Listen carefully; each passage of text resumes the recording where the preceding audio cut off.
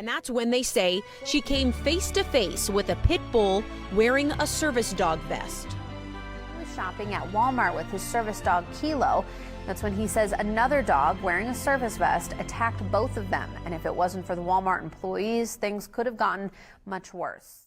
When you search for service dog certifications and registries, you'll get dozens of search results that all look professional and official. So why are these registries such a big problem? They present themselves as a service that provides legal legitimacy and make it easier for people to have access to accommodations meant for disabled individuals. These registries make it easier for people to bring their pets into non-pet friendly housing and make it harder for stores to determine what's a real service dog and what's not.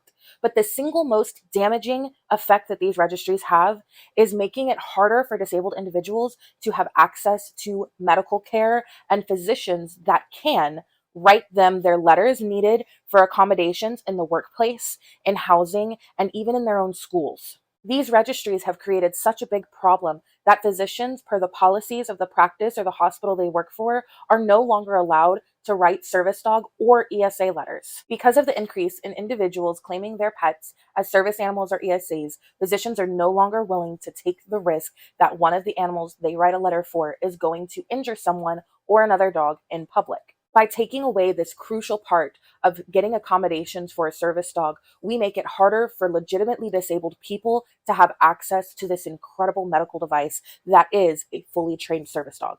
These registries will often talk about educating the public and having higher standards for the dogs registered through their system.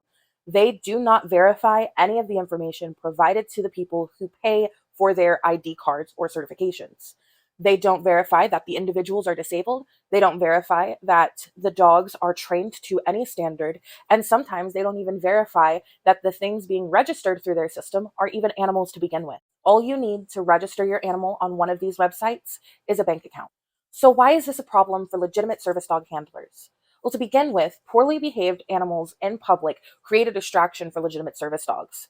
If you were to have somebody yelling at you in a public store, you would find that incredibly difficult to ignore. Service dogs feel the same way about other dogs barking and lunging at them in public.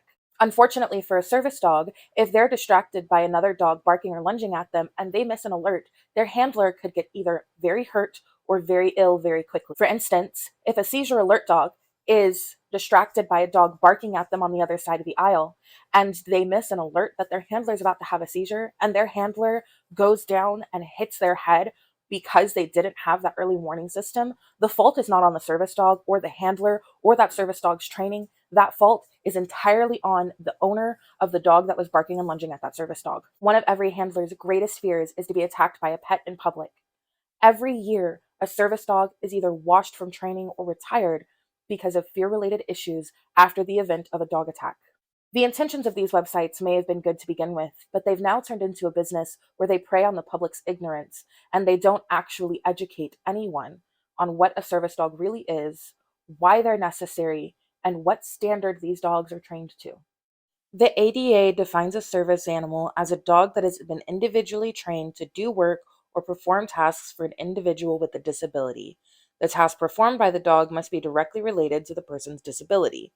Service dogs are not required to wear an ID tag or a specific type of harness, and no one can ask for proof that that dog has been trained or certified. And the ADA website even goes as far as to point out that organizations that sell service animal certification or registration do not convey any rights under the ADA, and the Department of Justice does not recognize them as proof of legitimacy.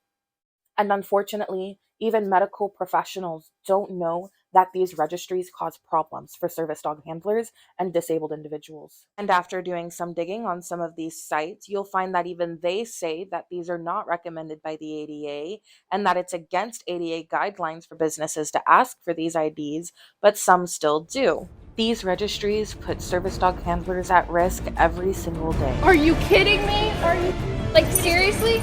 Seriously, Just relax a little bit. no, like, no. Act human, okay?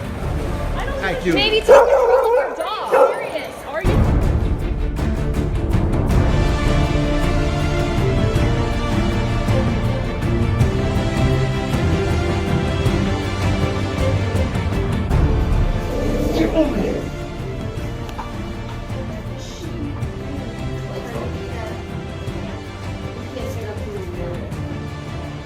dog was out of control, lunging at my service dog and myself in the paint section. We meet up here at the register and the dog's lunging and growling, and I turn around and confront them and say that you need to take that vest off. This is a federal offense. And she says we have a registration card and etc. and just made themselves look like fools. And at the end, the dog bites his own owner 3 times in the hand. Unbelievable.